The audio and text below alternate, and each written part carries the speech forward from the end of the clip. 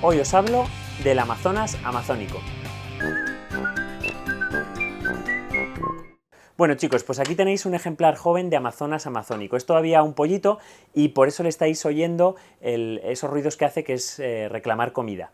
Bueno, el Amazonas amazónico es uno de los Amazonas más comunes y más extendidos dentro del área de su área de distribución, que es el río Amazonas, en países como Brasil, como Colombia, Venezuela, Ecuador. Las áreas tropicales tienen este Amazonas, que como os digo es uno de los más comunes, y en inglés lo llaman el lorito Amazonas de alas naranjas, porque cuando extiende sus alas, no sé si me dejará, pero casi todos los Amazonas tienen una franja roja en este contorno, y este lorito, el Amazonas amazónico, la tiene de color naranja.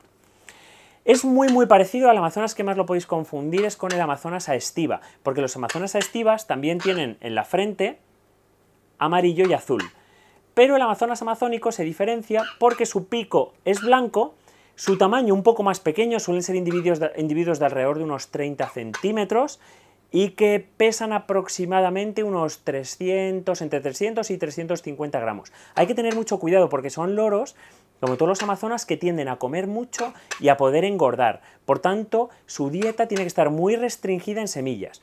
Es muy importante que sepáis que los loros no solo comen semillas, de hecho semillas tiene que ser la menor parte posible. De hecho a los amazonas casi no recomendamos el darles semillas, como mucho 3 o 4 pipas al día o una nuez al día, no más. Deben tomar su pienso extrusionado y sobre todo mucha fruta y mucha verdura fresca, que en los amazonas es muy importante. Como dieta solemos recomendar que por las mañanas se les ponga un cuenquito de fruta y verdura variada. Por el mediodía también pueden tomar legumbres, pueden tomar algo de pasta cocida, pero ojo con la pasta, que la pasta en los amazonas, como tiene tanto almidón, engorda. Y por la noche su pienso. Debéis elegir piensos que sean de baja energía. Hay piensos extrusionados completos para ellos, en bolitas, para que no puedan seleccionar. Yo prefiero piensos que no sean de colores, y bueno, con estos piensos están perfectamente alimentados cuando se da también una dieta rica y variada, como os he dicho, en frutas y verduras. Hay algunos amazonas que les da por comer demasiado, sobre todo cuando se hacen mayores, y a esto sí que hay que restringirles la alimentación. Normalmente es raro que hasta el año y medio de vida vayáis a tener problemas de que se engorde, pero bueno, que sepáis que puede pasar.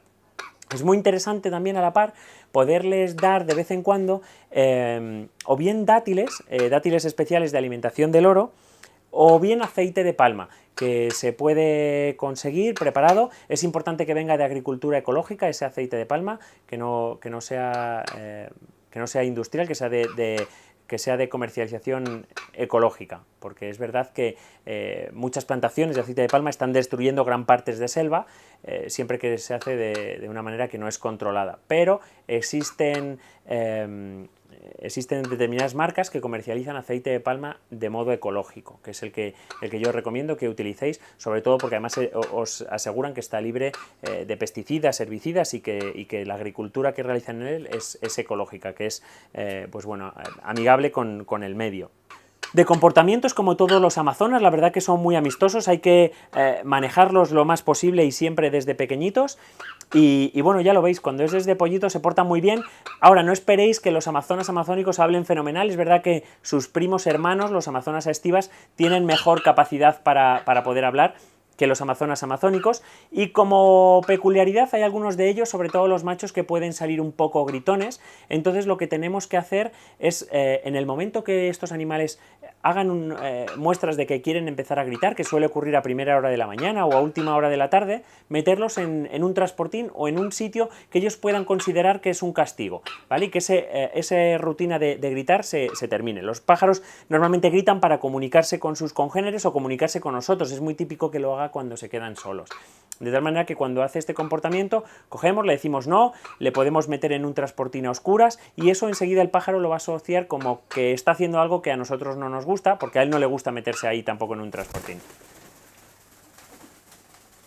Ven aquí, ven aquí, ven aquí. Bueno, ha decidido irse a dar una vuelta, pero otra vez le tenemos aquí, y bueno, yo creo que ya nos podemos despedir el vídeo con esto, y si tenéis más dudas ya os sabéis que aquí abajo en comentarios lo que queráis, y os animo a compartir el vídeo.